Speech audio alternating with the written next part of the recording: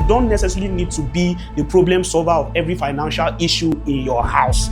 Because if you try to do that, you will die. Yeah, I agree with you. Meet Umem Peter, Nigerian digital strategist and founder of PUMAG.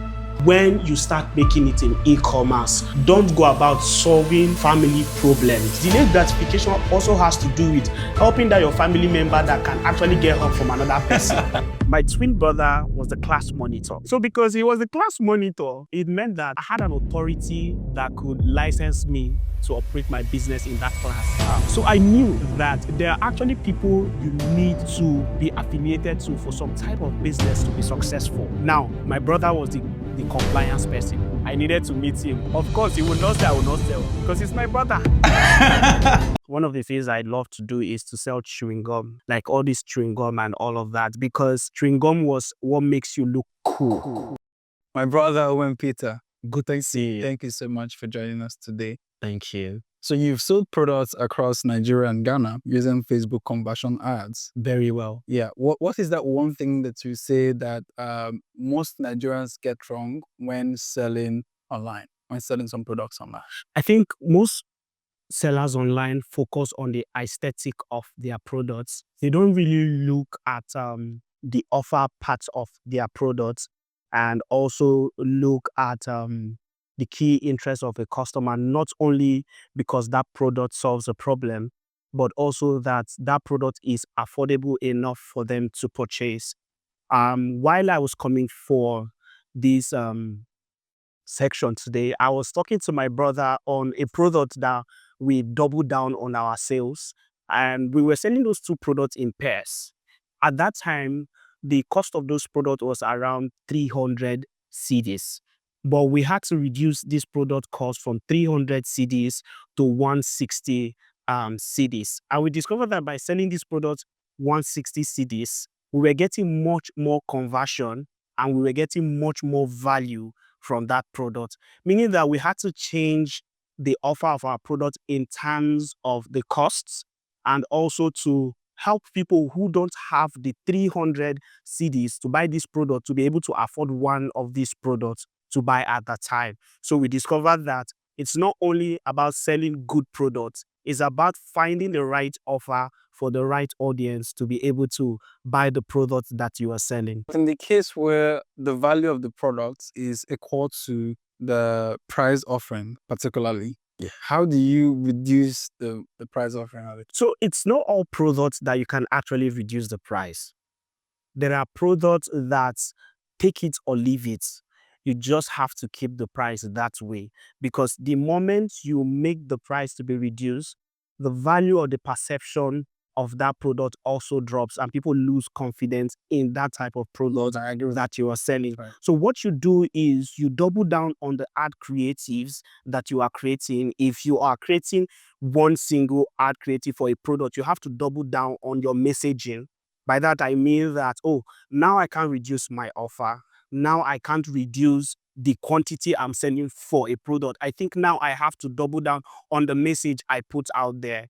Because if I'm able to get the right message out there to the potential buyers, they would definitely buy this product, not based on the offer, but based on the messaging that I push out there to them. So that is how not to sell products and reduce the offer because you want to make sales in regards to selling your product. What are most of the products examples that you can give in this case for this? For the analogy you just made now, in that. Yeah, so I'm thinking about it as someone who provides services to people, right? And in the case where you're a service provision company, Yes. it's totally different because you don't have a physical products that you are selling or you're creating advertisements for. But in the case where I'm looking to run ads and my company is a service-based company. Take, for instance, a cleaning firm, right? And we want to clean a fully furnished, newly built 5-bedroom duplex, right?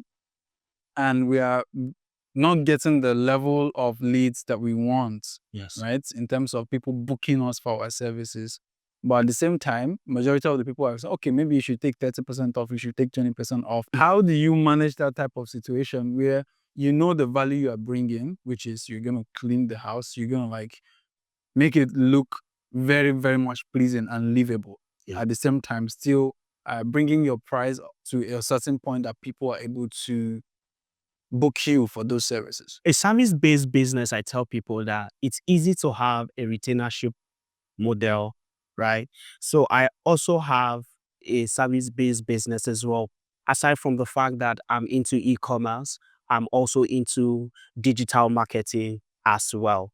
And I'm trying as much as possible to see how I could offer affordable services to people without making myself look cheap. And once people have the perception of a brand being cheap, they think that their work is not that good. So what I do is I offer retainership to my clients. So let's use the analogy of a cleaning business that you just brought up now.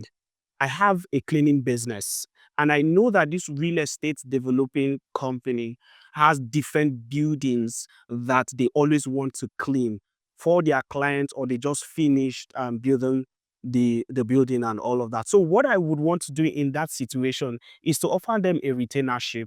A retainership means that if you're going to work with me for the next 3 months, whatever price I'm going to give to you is going to be lower than in a pay-as-you-go service. Oh yeah. Now, what that means is you could also outsource my services to other developers or other real estate companies that are into and that needs the services of cleaners. So you know that the ability for you to clean 10 buildings in a month is not there. So what do? You take the opportunity of my retainership plan. You look for other developers who would want to clean their house, other businesses that want to clean their house. If you're smart enough as a business person, you then give them, what is it called? Then you now tell them that, oh, you are into the cleaning space as well. If it's what I call white labeling. You will label it as your own. You understand? So you now tell them, oh, I have a cleaning business and all, but you are working on the shoulders of the retainership offer that was given to you as a business that you are working with. Yeah, just based off of how the analogy is going, I am the one giving you the offer. I'm the cleaning based company. Exactly. You are the real estate company in this case. So yes. So what I would do is I'll now take the opportunity and go. It's like a franchise, but not a franchise. So what now happens is I offer it out there. And because I need to fill up the 10 buildings that you as a company has given to me to clean as well. So I go out there, I look at way to create prices that is profitable for me. And I also get much more value from the retainership that I've done with your cleaning agency. And I then get these clients clean their buildings and get money from them. That way, you are able to let your customers know that aside from the fact that you have a retainership with me and you know that you don't have the ability for you to clean 10 houses in 3 months, you can also leverage on using this strategy or these ideas that I've given to you to create something out for yourself. So I think that's the way to create a better offer for a service-based business for your clients. Now that I'm thinking about it, I mean, anyone listening to us right now would definitely want to run with this. But you know, there are cases where some people would not want to because they are more like focused on, I'm a real estate developer. I don't want to run a cleaning firm, but it's a solution that you're providing for a problem that you know that you eventually would have, right? So, but then not to debate so much, stepping back to e-commerce, you know, there's a lot of buzz, a lot of hype about e-commerce. And if you look at it, really, a lot of people are failing in that industry. A lot of people have started the e-commerce industry and they've successfully failed, right? Yeah, surely. There's a lots of people that actually fail in the e-commerce industry. So, but then, so it now brings me to, you know, wonder what's the thing about the e-commerce scheme that people are not well informed about before they dive into it. You know how it's a wild pool and people are just like going in straight. But there's one thing that they don't have as information that would serve as a guiding light for that venture they're coming into. So that's a very beautiful question. I nearly fell victim into exiting the game of e-commerce because of the fact that I didn't know that there were certain psychological framework I needed to get around the business while doing the business. Because one of the things people fail to make us understand is that every business has a psychological framework attached to it. Take, for example, if you're a forex trader, if you don't have the mental capacity for risks and loss, you will not survive the industry of forex trading. Yeah, I agree. Same thing with e-commerce. If you don't have the mentality of a businessman is simply somebody who finds a problem, solves a problem, don't stay there, but scale up from step 1 to step 2 Exactly. and go higher and higher, all of higher. that. Now, in regards to the e-commerce game, I remember in 2023, I had a friend then who was really interested in becoming an e-commerce person. He wanted to enter the e-commerce game. I was like, no problem. I will teach you how to do the e-commerce business and everything that is about e-commerce. And he was excited and all, and he started e-commerce. Now, when he started making a lot of money, that was when he now decided to be the father of his house. By the father of his house, it meant that all the responsibilities that were in the house, he took them upon himself, failing to understand that this is not a one-time thing. This is something that you need to nurture, you need to grow, you need to take from step 1 to step 2. So therefore, he was absorbed in the whole process of helping his family and forgetting his business. So basically, he was out of funds. Before he could step back and look, he discovered that he didn't have capital. He couldn't do the business anymore. And to get a startup fund to start again was something that he couldn't get, because where you leave e-commerce will not be there for you. E-commerce will definitely change.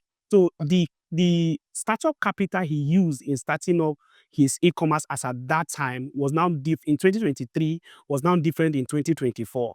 And nobody will be willing to give him that type of money to start up, because he doesn't have the credibility card for somebody to give him that type of money to do the business. Yeah. So that's one, the psychological framework around it. When you start making it in e-commerce, don't go about solving your family problems.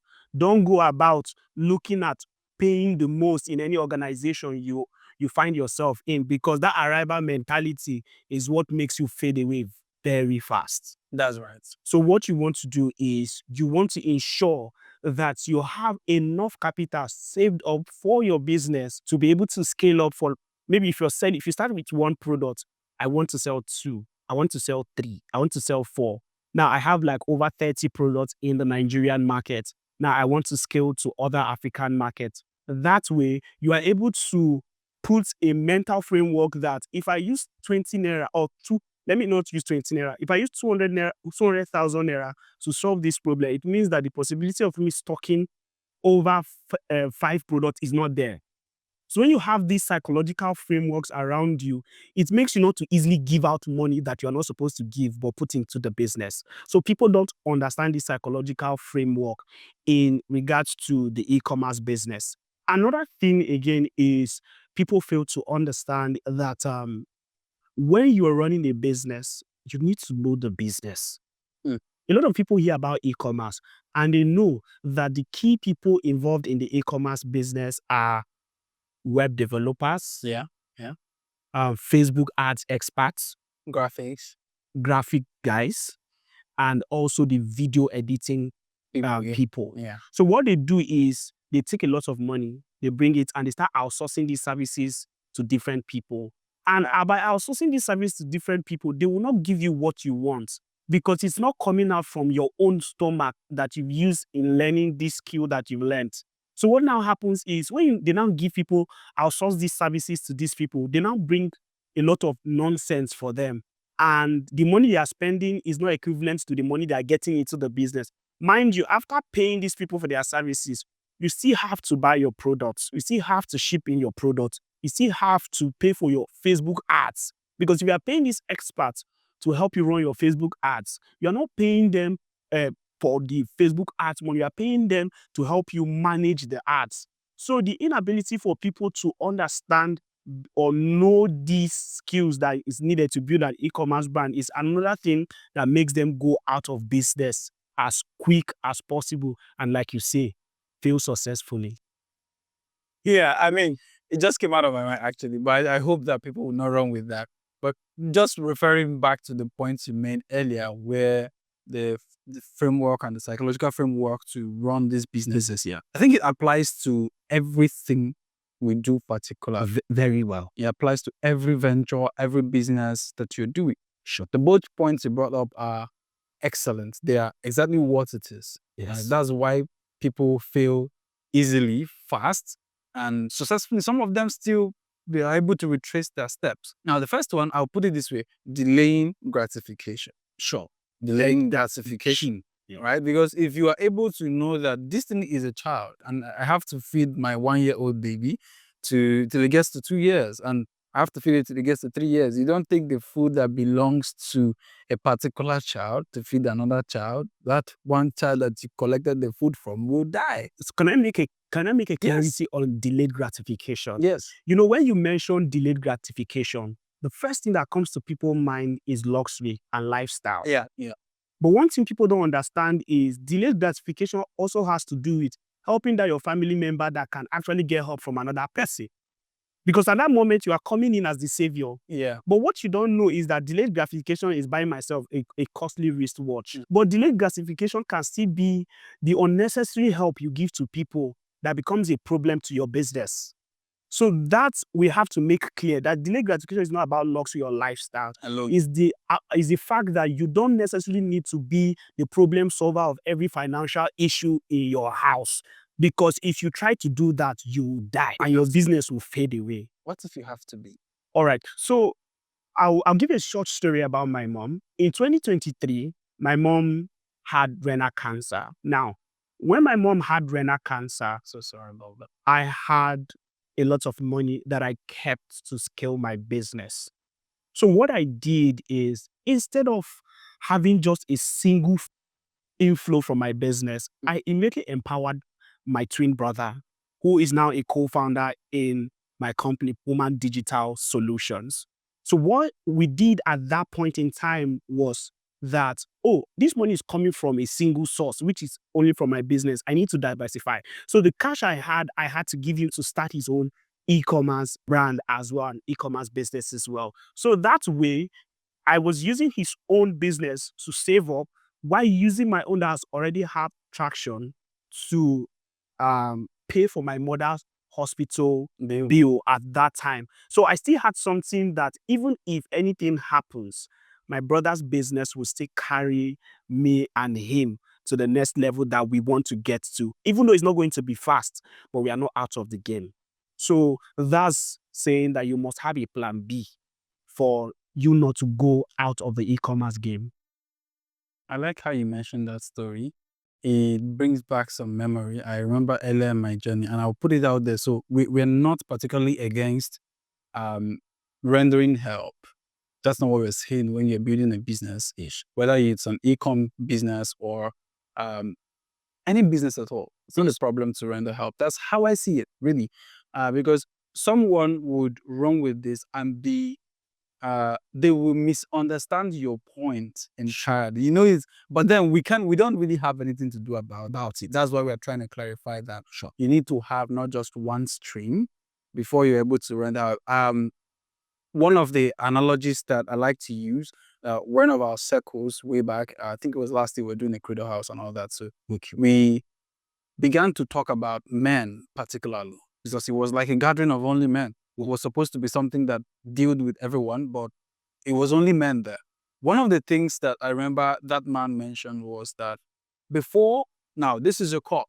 That's the analogy. He said, before you go out, before this cup would overflow, Yes. it has to be full first. Very well. So take water and you're pouring into this cup. And this is for anyone rendering help. Before you render help, you have to overflow. That way, that overflow is what's going to whoever you are giving help to. That's correct. And you are not empty.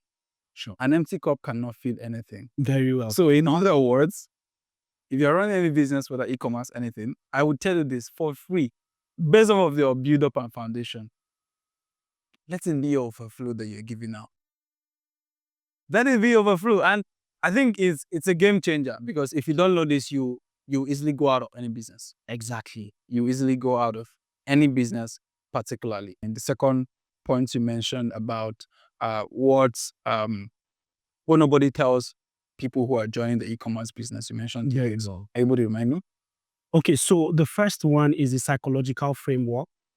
The second one is the ability for you to get familiar with the skills that is needed to build this business. Not just get familiar with the skills that is needed to build this business. You need to know it like the back of your hand. That when they ask you, how is the back of your hand, you're able to describe it. You need to know it that well.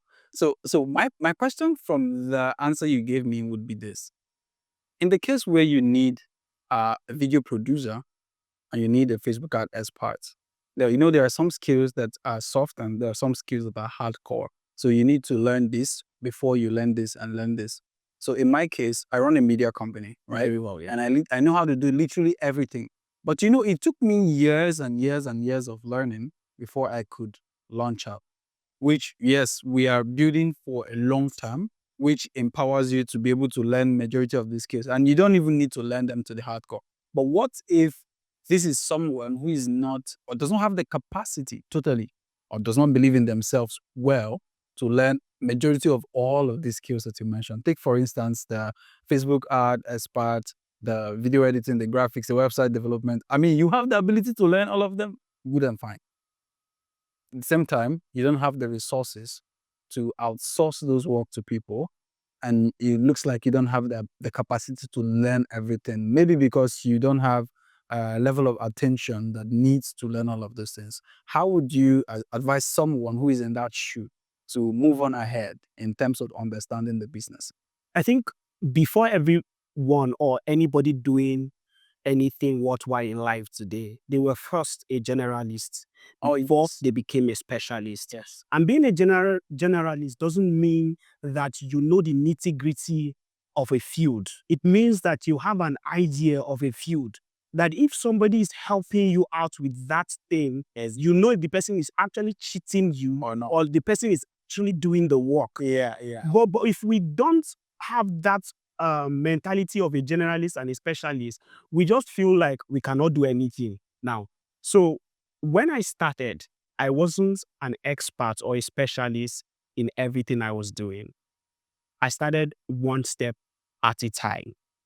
Now, every young person out there, the first skill that you need to get currently in the digital space is Facebook advertisement. Because it is what it is now and it is the future.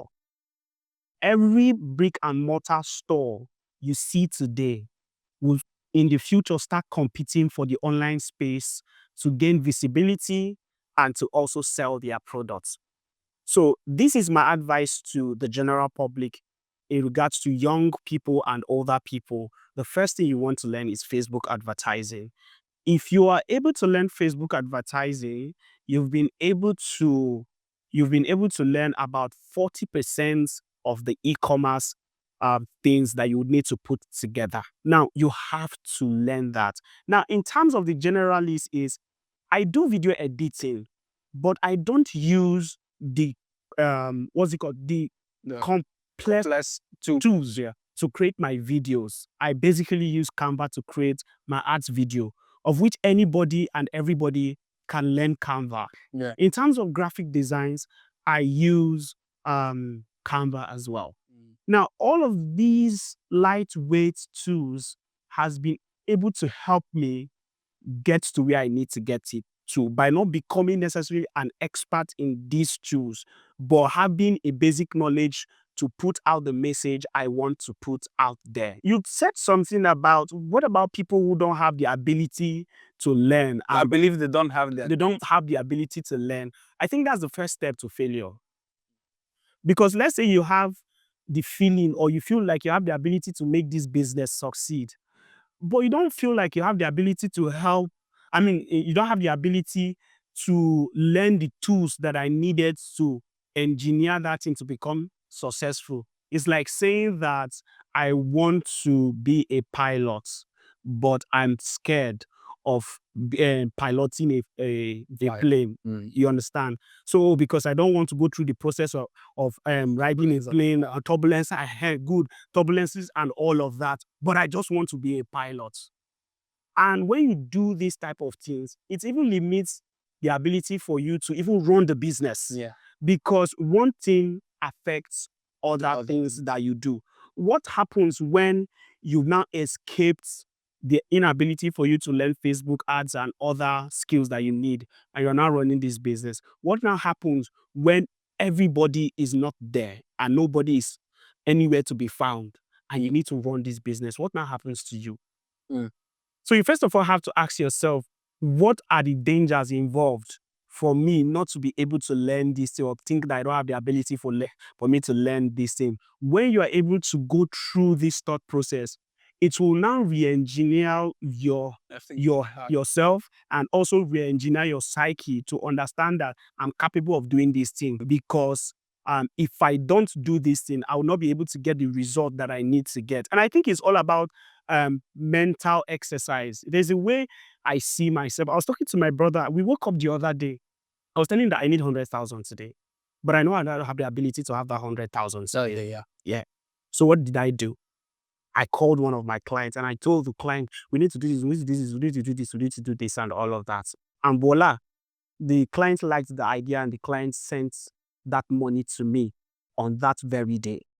Now, if I didn't think I had the ability for me to spawn this client to be able to send this money for me to do what I needed to do in his business, he wouldn't have sent that money to me or saw the need for sending that money to me. But because I first of all understood that I need to have the ability to sell to this client, of which the client got sold, and he was able to give me his money. Plus, you had the value as well to give. You have to give that. Yes, yeah, exactly. Because someone will pick this and be like, oh yeah, let me go practice this. Bro, if you don't have the Value, there's no way. nobody's coming. That's actually true. Nobody's coming. Yes. It's that simple. That's how I see it. So it's a mindset game that we play often. I think for the past few weeks now, myself and the entire team here at Cats LLC, we've been going through a lot of mindset repurposing. It's been the major work that we're doing. When you are talking of onboarding people into the team, we want to take everyone through a rigorous process of mindset repurposing, and like I call it repurposing because it doesn't mean that they didn't have the mindset before. We're all a work in progress. That's how I see it. Very well. So it's a 1% thing that I do. I think that's my mantra. So when you talked about your 1% mantra, I was excited about it because it's one of the things I like to see every day when I wake up, to see online. It just gives me a direction that, Peter, if you don't achieve anything today, try at least to get 1% something done. And with that mindset, it means that you don't have that belief that you don't have the ability to do anything. Like I said about not saying that you don't have the ability to do anything, but the belief that at least 1% every day makes me better. So you know, one of the things that inspired most of those mantras are how I've been keen to learning. I'm more of like a challenge person. Cool. I like to learn with challenges, right? So in this sense, I mean, I set maybe 100 days challenge, right? 50 days challenge, or a 300 days learning challenge. I'm currently on a 365 days learning challenge. Okay. As a project focus that I started 1st of January. The reason is because you want to achieve something and you want to hold yourself accountable for something. And you know that you are inspiring a lot of other people out there to start something and finish on that thing. 1% is very easy. If you're able to do 1% in a day, in 365 days, you would have 365% achieved. It compounds. I think that explains the mental shifts that you discussed about in regards to putting on your team members about it, because I didn't even think about 1% gives you 365% by the end of the years. So it has somehow shifted my mindset in regards to doing 1% thing every day, because most people are more focused on doing more than understanding that consistency is what pays on the long run, not the ability for you to do 100% today. Tomorrow you don't do anything. Next tomorrow you do 20%, and also inconsistency actually doesn't give us the maximum results we need annually. But being consistent with 1% every day actually gives us better output. And I think I love that mental model that you just brought my notice to. And even in the e-commerce space. Yes. Even in the e-commerce space, play it this way. If you were able to buy one product, Yes. every day, one product, not an e-commerce person, but put it this way, one product every day. If you are able to do one product in a day, when I say you should do one product in a day, like researching about that product, good, who is the target audience? Are you sure you've not been into the e-commerce space No, before? I'm not. Because the way you said doing product research, to have to bring every other thing you do in at this thing. And I'm trying to figure out how to fit in if I want to be an e-commerce person. So I've actually done some sort of importation. It was not my thing, but just for personal use. Okay. But take, for instance, you are researching the market. Yes. Who are the people who are going to like these products Yes. one day? Researching is not enough. Now you research for maybe 1 hour, 30 minutes, 2 hours, and you go on to try out that product. Let's say you have some substantial capital, right? And you are dipping that pocket into the market and saying, oh, let me buy one product in a day. E-commerce now. The next day, you research for another product. Mind you, in 365 days, you're going to have 365 products in different markets, different target audience. Haba, do you think that the entire 365 products will fail? The possibility of 365 product failing is like 10%. It's not possible. It's possible. Even if all of them fails, okay, let's agree, even if all of them fails to perform well, to bring in returns, you've gained 365 days experience of knowing that these ones are a no-go area here. It will not work here in this market. So something you said just triggered an experience I had in e-commerce, right? So I discovered that you don't necessarily need to know everything until you enter that field. Yeah. When you enter that field, you start knowing things, like you said, about having 365 experiences of different products. I thought that the best way for me to sell product at that time was to copy other people's product and sell. Now, I copied people's product at that time that I saw on Facebook ads. I sold them, and I didn't even sell up to 30 pieces, and the product got saturated. Now, that experience taught me that when you see people selling products, don't go and start copying their products. Instead, go and look for your product. That means that if this person is selling a body massager, go and look for a product that makes their body to be relieved of pain. What that means is, for how you go for exercise and then you come back on that day of your exercise, you start feeling body aches and all of that. So if you are able to sell a product that solves that problem, it means that you will not easily get saturated in the business, because that massager has given you an idea of selling that painkiller. So that is according to what you said about having experiences and all of that. But then, like, let's take this thing back to the early days, like your early days as a young boy growing up, right? I know I've never dive into the personal aspect of your life and what led to you wanting to do e-commerce and all of that. You just shared a little bit about your mom's health conditions way back. Thank God she's better now. I believe she's better, right? Yeah, she's way better now. I mean, you could solve that problem at the time, but we have to still give God all the glory. Because there are people who have excessive access to money, but they still lose their loved ones. Yeah. Not because they didn't have the money to save them, but because it was their time to go. Now, that being said, it means that even though you have money to solve a problem, sometimes God has to be the center focus of everything you do.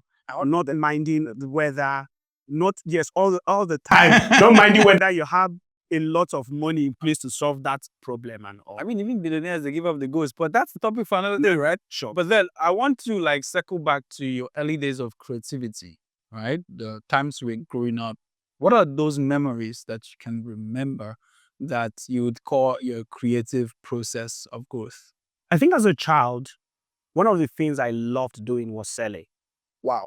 I loved selling a lot. So while in primary school, together with my brother, one of the things I love to do is to sell chewing gum.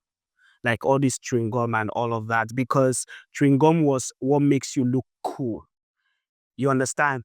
Like you are chewing your gum, and I don't know if you grow up in a society where blowing your chingo, like making that noise, like tax, like you blow it and the ball is that balloon big, will yeah. come out and you blow it in and you just feel super cool. And I was a major supplier of selling gums to people that wanted to look super cool. So what happened? I saw that a need for people to want to become cool as a primary school student. Although I went through the public education system, so that made it easy for me to carry out that type of business without being looked after like in other type of school. You know what I'm talking about and all.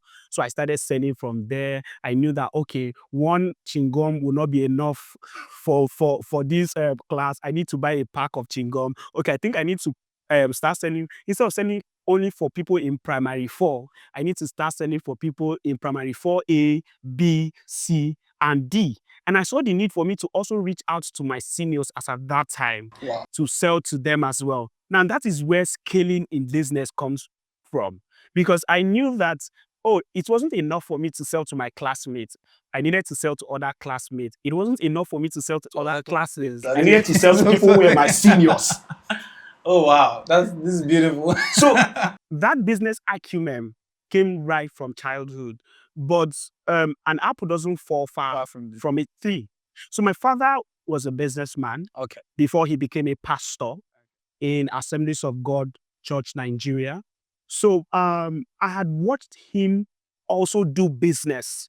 At that time, he had a block industry. And by block industry, he was selling blocks to people who wanted to build houses at that time. So first, he started with one block mold that maybe produced like 100 blocks. Then he knew that he knew that for him to be able to mold over 200 blocks, he had to buy 2 molar. From 2 molar, he needed to employ more people to come in and build. So if one person has the ability to mold 100 blocks, it means that if I have a shift of 2 persons molding, the other person comes in the afternoon, the person can be able to do that. So with that, it expanded. So by careful observation, unconsciously. So he didn't teach you particularly? He didn't teach me. He didn't say, Peter, come. Oh yeah, I'm buying 1 molar today. Oh. I'm buying 2 molar tomorrow. I'm creating a shift system where if this person has the capacity of producing 100, I should be able to end this person's workflow by 12 p.m. and this other person starts by 1 p.m. But I was able to sit down and look at his business model and look at how he operated. And unconsciously, I started operating in that regard. So what that taught me is that the environment you grow in actually has an effect of how you behave and how you operate as an individual. So wherever you find yourself or whatever it is that you're doing in life, you have to first of all understand your environment. Because if that environment is not driving you towards the right direction, you need to get out from it. If my father at that point was a drunkard and was somebody who wasn't ambitious, I would have grown up as someone who is a drunk and as someone who is unambitious. So that is where I would say that my business acumen came from. These are real signs that parenting, like we always say, has the major role to play in anyone's upbringing. Parenting now sometimes more like the nuclear standpoint, some from the extended standpoint, some learn from the society. Most of the skills that I have today, I didn't entirely pick up from my parents, you see, right? But I can resonate with your story so much because in the early days, I mean, my dad had been a pastor for literally I'll say all my life. So you're right. I usually see him talk with microphones and all that. And I was given so they played a significant role in our growth process, right? They gave us the podium to talk, to emphasize the whole communication thing, speaking, even the school doing recitations and all those things. So those things had major effects on us. But I was going to ask, what are the signs that made you believe that you were going to be an entrepreneur? But you already mentioned your experience of selling sack. You were putting a business while I was still in school. And do you know what helped me as a primary school student? My twin brother was the class monitor. Oh, wow. So because he was the class monitor, it meant that I had an authority that could license me to operate my business in that class. So I knew that there are actually people you need to be affiliated to for some type of business to be successful. Wow. That's right. That's right. Now, my brother was the compliance person. I needed to meet him. Of course, he would not say I will not sell because he's my brother. So I had that right to sell. And I knew that if my brother allowed me to sell, it means that I can't go to other classes to start sell. I need to be friends with the class monitors. I need to be friends with the people who are class monitors in the senior classes. And I understood that one tree doesn't make a forest, but different trees make a forest. So I understood the importance of people and partnership to have progress Even at a very young age. at a very young age. I'm totally blown away. The reason is that you don't hear all of this regularly from people. Very well. You don't hear this regularly from people. And it's surprising to see the trajectory of PUMAG right now and what you and your brother are building at PUMAG. Yes. You people are doing it exceptionally at a very high pace. And I want to say this, that PUMAG is one of those fast rising e-commerce firms that I... Of course it is. Yeah. And then you can now trace it back to series of routines Very well. and consistent business development strategies. Yes. Right from primary school up until now. Very well. That's a lot of things. But then let me ask this question. All right. I like asking this type of questions. If your 10-year-old self were sitting here right now, what is that one thing that you would say to you? So in a positive light, my 10 years old self will be proud of what I've been able to achieve and what I put in place to achieve. Because I grew up in an environment that didn't have business-minded people, aside from the fact that I was able to learn from my father. But if you go out from your house, the environment is not totally made by your parent. You also have neighbors and you also have colleagues in school and all of that.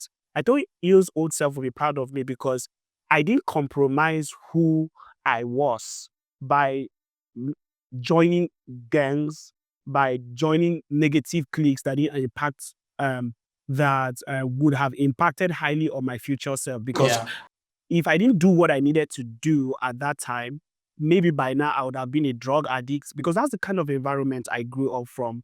An environment where there were drug addicts, where there were people who were focused on stealing, where there were people who just wanted to get things, get rich quick and involve themselves in a lot of illicit activities and all of that. People who wanted to use physical strength and spiritual strength to show how tough they were within that environment. So imagine me growing in that type of environment and not giving myself to that environment, but giving myself on a daily to personal development, becoming a better version of myself, adding value to people, adding value to my community, and also adding value to my business.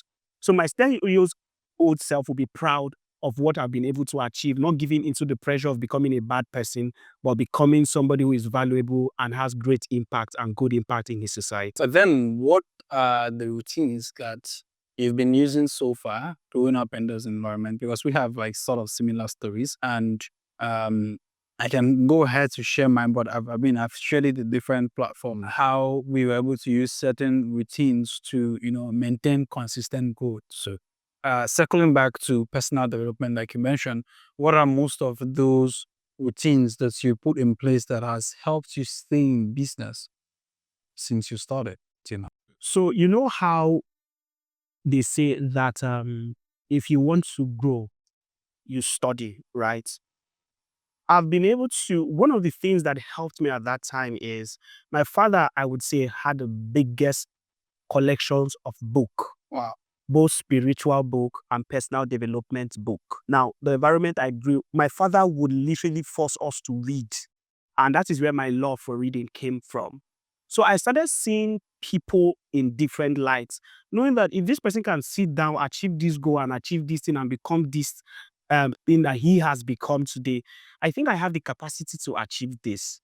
So when I see what they've done and when I see what is attainable in my environment, it's not making sense. So, and I know that these people are living in big houses. These people have made a name for themselves. These people have become great people in the society. So because my focus was on these people, I didn't literally look at the environment I was coming from, but I was looking at the environment that I need to get to. And with that in mind, it helped me to be able to keep at what I was doing and to become a better version of myself. That's one routine I engaged in, reading books of people that were better than the people I had in my contemporary environment. So secondly, because I didn't want to embarrass my parents, was because my father is a pastor. I know the popular belief about pastors' children. Pastor Pekin, naive, bad pass. So if you're looking for the bad head of the society, 5 out of every bad person, they come from his pastor's home and all. So because I wanted to prove that point wrong, I had to put myself in line and become a better version of a pastor's child that is not a disgrace to Christianity, it's not a disgrace to the family, and it's not a disgrace to the church. So from reading of books that makes me think outside of the environment to trying to protect the work of my father and also the body of Christ, I had to ensure that I carry out this daily routine of checking on my character and my habits that I emanate in the society. And the third one is being an example. If I must inspire people, I must be able to live in a certain way. I must be able to give myself to not just book study, but environmental study, economy study, and be conscious to every environment I find myself in. Because the bulk of what we share today out there comes from the experiences that we've had. So for every place I go and for everything I do, I'm always conscious daily of the things I do. With that consciousness comes the ability for me to lead by example and inspire the people who are looking up to me. So those are the 3 major routines I carry on a daily. I try to study my book. I try as much as possible to not bring disgrace to my father's name, even as a young man that is grown, that is not accountable to anyone. Because that is where a lot of young people lose it in life. They feel like, my father cannot tell me where to go now. I'm 26. So my father doesn't have the ability to tell me what to do or what to go. And they don't know that freedom also is a prison if you don't know how to manage freedom. So because of that, I've been able to know that, oh, Peter, even though you are this age and you are a young man, you still need to protect your father's name. Because people who know your father, when they come to judge you, they will not judge you that you are 26. They will judge you that as a young boy. They will judge you that this is a pastor's child. Not minding whether this boy has the freedom to do whatever they need to do. Then the other third part, again, is that of being environmental conscious.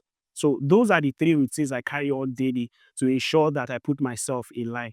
Building up from that place you mentioned, your father's name, how I put it is this: a good name is better than the great riches. Very well. It's greater than great riches, right? A good name is better than great riches. If you don't think that your name should be good, go on ahead and disgrace your name. Very well. Point of fact is, it stopped being your father's name when you turned 18 and became your name. That's what people don't really understand. If you lack integrity, I was watching Dr. Cosmas sometime talking about the different types of money, the levels of money that you have. And in the category of money, he mentioned how that the naira, the physical note you see, is the least Form of currency. the least form of currency. Yeah. Integrity stands in the highest places. Very well. If you have integrity in any business, you don't even need so much capital anymore. Trust me. That's what has been able to help me do my current fundraising that I'm doing for PUMAG Digital Solutions. The ability for people to trust me enough to know that they can introduce me to high net worth individuals without compromising with their money has been able to help me open doors to people that are willing to invest in my business. I think that's like the core of personal development. That's the essence of personal development, how I'll put it, that the whole idea behind personal development. Now, talking from the standpoint of the personal development coach, I'll tell you this for free, that if you are not engaging in these personal development activities to become better, when I say become better, I don't mean just being good at your job. No. Yes, that you can look back, that even God can trust you to say, oh, I can send this man who has passed. There are people who have seen fire, they've walked through fire before they became anything at all. And you don't expect those type of people to give you their attention for free. But if God is able to trust you enough and know that you are not going to mess things up for yourself, first, I tell people, before you do anything for anyone, think about yourself first. Yes. Once you've been able to think about yourself, you can now start thinking about others, both in the positive light and in the negative light. So you want to shame your father's name. Is your name that you eventually shame him? So as much as I was making money from PUMAG, I needed to understand that I needed to take care of PUMAG as well.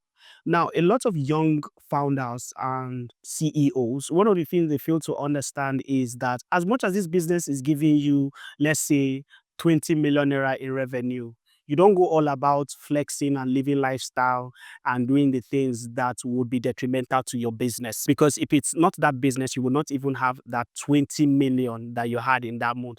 But as much as this looks cliche, trust me, a lot of people don't take care of their business, but they take care of themselves.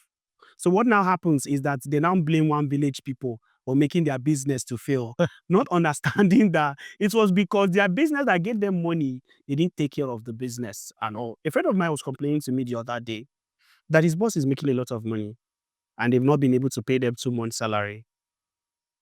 Now, the bulk of that business or that business itself in itself are the employees that are working, meaning that that boss is not taking care of the business. Yeah. And he was complaining that the boss just had money sent to him recently and the boss didn't pay them their salary and all of that. Now, this person is aggrieved. This person is not putting his 100% work in the work he was supposed to post, meaning that that boss has forgotten to take care of the business and is not taking care of himself. So people need to understand that beyond the fact that business is giving you money, you also need to take care of the business, because if you don't, that's a one-way ticket to your business failing. And the team members as well.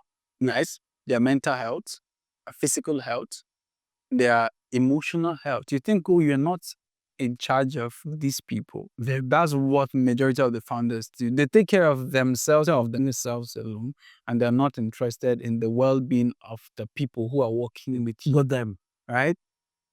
As you say they work for you, it's true, but I prefer to say they are working with you in the sense that when one person breaks down, you will not feel it. Think about it this way. When 9 of them break down and you have only 10, will you feel it or not? Most definitely you will. So that's just like very important to put out there as well. How we're saying that taking care of the business means taking care of the people. That's how I see it. Their growth process is the growth process of your business. Point of fact is the industry is growing in such rapid way that the systems that you need to build now are the people. Very well. They are the engines that would control your business. Take it or leave it. Do otherwise. It's your business. But then I realized that PUMAG was like the initials of your name. I mean, why did you think it was so important to put your identity on the line like that? So the reason why I saw the importance of putting my identity to my brand name or our brand name, my twin brother, it's because aside from creating value and impacting society, we needed to put our names in the sands of time. Right. So that, when people remember America, they remember Abraham Lincoln. When people remember South Africa, they remember Nelson Mandela. Yeah. So when people remember Cuba, they remember Castro. You see, all of these people were known because they were able to stand as a figure in their country.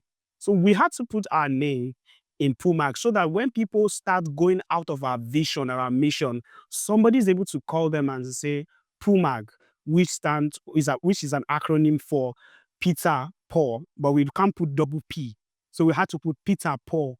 The UN is Umem, and the AG is agency.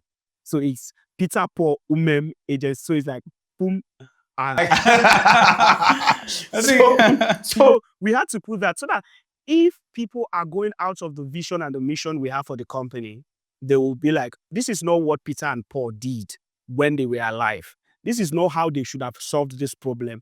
This is not the kind of value they want to add to the society. This is not the type of impact they want to add to the society. So it gives the people a mental framework based on our name to know that this is how things should be done even after we've gone, after 100, 200 or 300 years. That is how I see PUMAG. That when my company or our company is not going towards the right direction, people are able to draw people back and say, this is not how PUMAG, Peter and Paul Umem agency behaved when they were alive. So that's the reason why the name, we had to put our name to the business name. I mean, I've seen instances where a lot of founders don't want to associate their names with their brand, and it's for some reason why some choose some other thing. But I mean, everyone knows what they're building, and I like how you, the both of you, are putting sustainability in your minds very well, even in the early stage of the business. Yes. But then, we want to know what would be the next step for you guys.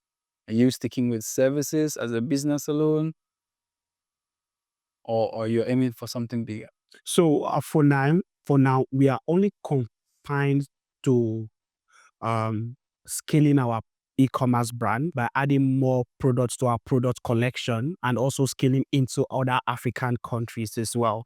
And that is why we are currently on an investor round, because as much as we have what it takes to scale PUMAG e-commerce to the next level, we still need investors' fund to scale to that level. So for now, it's all about fundraising from investors and scaling the collections of our products and going to other African countries as well.